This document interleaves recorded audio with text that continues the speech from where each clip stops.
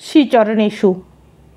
আমাকে আপনি চিনবেন না, হয়তোবা চিনবেন, আপনার অনেক পরে আমার জন্ম।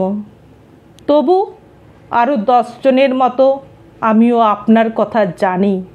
জানি আপনার দুঃসাহসিক পতিব্রতা স্ত্রী হয়ে ওঠার কথা, আপনার গুণধর ছেলেদের কথা, আরও যা যা জানা প্রয়োজন মোটামুটি সবই জানি।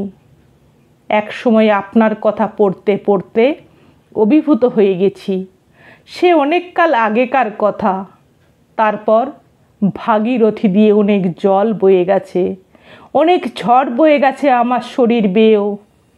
আর আজ যে শতাব্দীতে দাঁড়িয়ে আছি, এই শতাব্দীতে দাঁড়িয়ে হাজার হাজার মেয়েদের দুরবস্থার জন্য আপনাকে দায়ী করতে ইচ্ছে করছে। সেদিন আপনার অন্ধ স্বামী দেখে নিজেও চোখে কাপড় বেঁধে অন্ধ সেজে বসলেন। খুবই মহত্ত্বতার পরিচয় দিয়েছেন আপনি, কিন্তু যে ভুলটা করেছেন তার মাসুল যে সমস্ত ভাবিকাল জুড়ে আমাকে বইতে হচ্ছে, তার জবাব কে দেবে? আপনার 100 সন্তান 1 টাকাও মানুষ তৈরি করেননি, তাদের কোনো অন্যায়ের প্রতিবাদ করেননি মা হয়ে।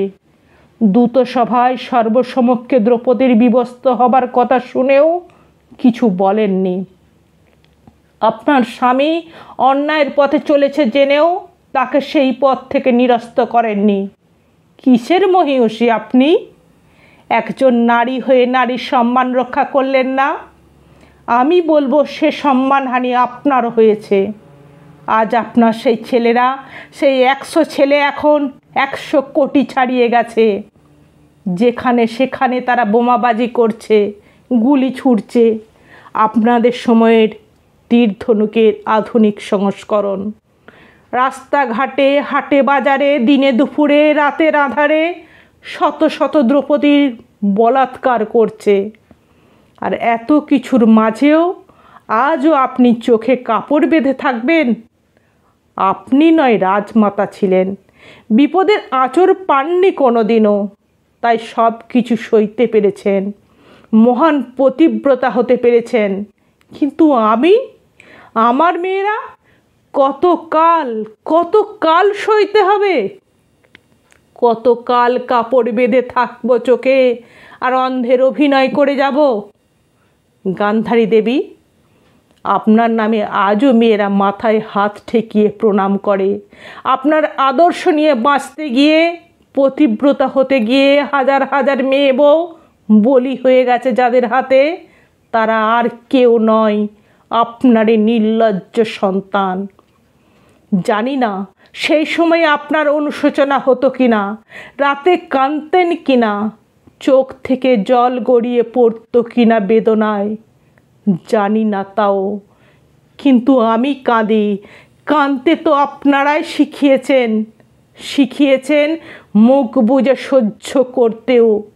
কিন্তু সব সহ্যের সীমা যেদিন ছাড়িয়ে যাবে, সেদিন প্রতিবাদের পথ একটাই খোলা থাকবে।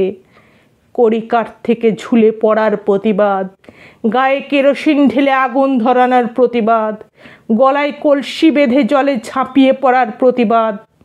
তাও তো আপনারাই শিখিয়ে আসছেন যুগ যুগ ধরে।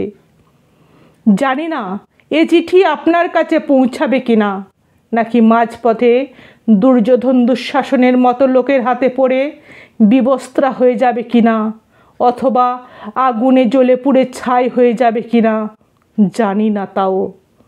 তবু লিখলাম, কারণ প্রয়োজন পড়ে গেল সেই সব মেয়েগুলোর কথা ভেবে যারা আমার মতন আপনাকে আজও বিশ্বাস করে। যাই হোক, ভালো থাকবেন। চিঠি পেলে অন্তত একবার পড়ে দেখবেন। ইতি ভারতবর্ষ।